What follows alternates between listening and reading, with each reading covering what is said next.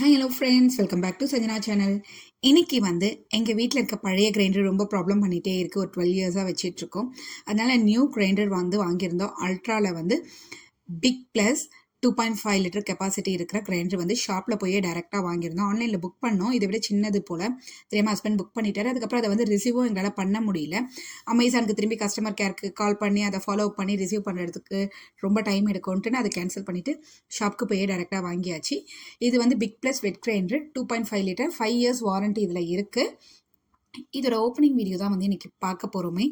எந்த ஒரு கிரைண்டர் வாங்கினாலும் ஃபஸ்ட்டு நார்மல் ரைஸை ஊற வச்சு அதை கழுவி அரைச்சிட்டு அதை வாஷ் பண்ணிட்டு தான் நம்ம டிஃபனுக்கான அரிசியை போடணும். அதனால் அரிசியும் ஒரு பக்கம் ஊற வச்சுருக்கேன். இப்போ தான் ஹஸ்பண்ட் ஓப்பன் பண்ணி இருக்காரு. வீட்டுக்கு 1 வீக் ஆகிடுச்சு. வீக் டேஸில் டைம் இல்லைன்ட்டு இதை யாருமே ஓப்பன் பண்ணலை, அப்படியே வச்சுருந்தோம். இது as usual table top grinder தான். வோல்டேஜ் மோட்டாரோட கெப்பாசிட்டி 150 வாட்ஸு. லாஸ்ட் இருந்த கிரைண்டர் அளவுக்கு தான். இன்னும் அதில் பருப்பெல்லாம் ஒதுங்கி ஒதுங்கி இருக்கும். கடைசியில் வர மசியாது.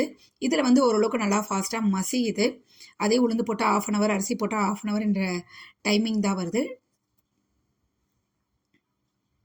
சத்தம் அதிகமாக வராமல் இருக்குது, நார்மலாக இருக்குது, ரொம்ப ஹை லெவலில் நாய்ஸ் இல்லாமல். ஸோ இதுக்கப்புறம் இதை எப்படி ஃபிட் பண்ணுறதுன்றதெல்லாம் காமிக்கிறோம் பாருங்கள். ப்ரெஸ்ஸுன்னு இருக்குது பார்த்தீங்கன்னா, அந்த ப்ரெஸ்ஸை இந்த ஒயிட் கலர் ஸ்டாண்ட் மேலே கை வச்சுட்டு தான் அமுக்கணுமே. நீங்கள் ஜஸ்ட் ப்ரெஸ்ஸுன்னு அமுக்குனீங்கன்னா அது அப்படியே தூக்கி வாரி அடிக்கும். அதுக்கடுத்து ட்ரம் பார்த்தீங்கன்னா as usual cylindrical shape drum தான்.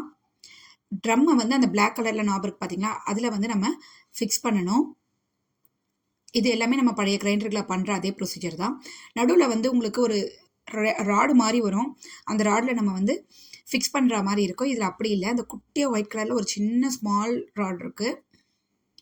அதில் நம்ம கல்லை இப்படி எடுத்து வைக்கணும். கல் பார்த்திங்கன்னா கோனிக்கல் ஷேப். கல்லை வச்சுட்டு மேலே இருக்க இதை ப்ராப்பராக ஃபிக்ஸ் பண்ணணும்.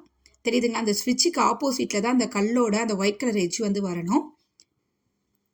மேலே இருக்க இந்த ஸ்டாண்டை போட்டு க்ளோஸ் பண்ணிவிட்டு அதுக்கப்புறம் தான் நம்ம ஆன் ஆஃப் எதுவாக இருந்தாலும் பண்ணணும். இதை கரெக்டாக ப்ரெஸ் பண்ணி விடணும் டைட்டாக. இது போய் கரெக்டாக ஃபிட் ஆகணும். நீங்கள் கல்லை கரெக்டாக வச்சதா இது கரெக்டாக போய் ஃபிட் ஆகும். நடுவில் கல்லை கிராஸாகவோ ஏதாவது வச்சிங்கன்னா இது ஃபிட் பண்ண முடியாது. ஸோ அதனால் ப்ராப்பராக இதை வச்சுட்டு மேலே அந்த ஸ்டாண்டை நீங்கள் ஃபிக்ஸ் பண்ணணும். நல்லா டைட்டாக ப்ரெஸ் பண்ணணும். அதுக்கப்புறம் நீங்கள் தண்ணியை ஊற்றிட்டு தான் அரிசி போடணும். டைரெக்டாக அரிசி போட்டால் சுற்றுறது ரொம்ப ஹார்டாக இருக்கும். ப்ரெஸ் பண்ணும் போது அப்படியே ப்ரெஸ் பண்ணிங்கன்னா வாரி அடிக்கும், கல்லும் சேர்ந்து உங்களுக்கு ஜம்ப் ஆகும். ஸோ மேலே அந்த ஸ்டாண்டை பிடிச்சிக்கிட்டு தான், தெரியுதுங்களா, அப்படியே ஒரு மாதிரி டப்புன்னு வருது, அந்த மாதிரி வரக்கூடாது. நீங்கள் மேலே அந்த ஒயிட் கலரில் ஸ்டாண்ட் இருக்கு பார்த்தீங்கன்னா, அதை டைட்டாக பிடிச்சிக்கிட்டு தான் நீங்கள் ப்ரெஸ் பண்ணணும். மாவு எடுக்கவோ இல்லை மூடவோ கொள்ளவோ அந்த மாதிரி பண்ணணும். நீங்கள் இதை ஃபிக்ஸ் பண்ணிவிட்டு அதுக்கப்புறம் தண்ணியை ஊற்றிட்டு ரொட்டேட் பண்ண விட்டுட்டு அரிசி பருப்பு போட்டு அரைச்சிக்கலாம். வாஷ் பண்ணுறது மெயின்டெனன்ஸ் பண்ணுறதுலாம் ஈஸியாக தான் இருக்குது. அதெல்லாம் பெரிய இஷ்யூவாக இல்லை. இது ஃபுட் கிரேட் மெட்டீரியலில் செஞ்சுருக்காங்க இந்த ட்ரம்மெல்லாம். இதுலேயே வெஜிடபிள் ஷாப்பர், நம்ம சப்பாத்தி மாவு செய்கிறதுன்ற ஆப்ஷன்ஸ்லாம் நிறைய இருக்குது. எங்களுக்கு அதெல்லாம் தேவையில்லைன்ட்டு நாங்கள் அதெல்லாம் வாங்கலை. ஆல்ரெடி அரிசி ஊற வச்சுருக்கேன்னு பார்த்தீங்களா, கொஞ்சமாக போட்டு அரைக்கிறதுக்கு அது போட்டு அரைச்சும் எடுத்தாச்சு. ஸோ இதுக்கப்புறம் வாஷ் பண்ணிவிட்டு நம்ம நார்மலாக இட்லி தோசைக்கு அரைக்கிற மாதிரி அரிசியை ஊற வச்சு அரைச்சிக்கலாம். அவ்வளோதான் ஃப்ரெண்ட்ஸ். எங்களோட நியூ கிரைண்டர் அன்பாக்ஸ் பண்ணி அதை ஒர்க் பண்ணியும் பார்த்தாச்சு. எனக்கு சாட்டிஸ்ஃபையாக இருக்குது. இது எதுவுமே ஹஸ்பண்டோட சாய்ஸ் தான். எது வாங்கினாலுமே அவர் அவருக்கு தெரிஞ்ச டீட்டெயில்ஸாக கலெக்ட் பண்ணிவிட்டு அவர் தான் வாங்குவார். தேங்க்ஸ் ஃபார் வாட்சிங்.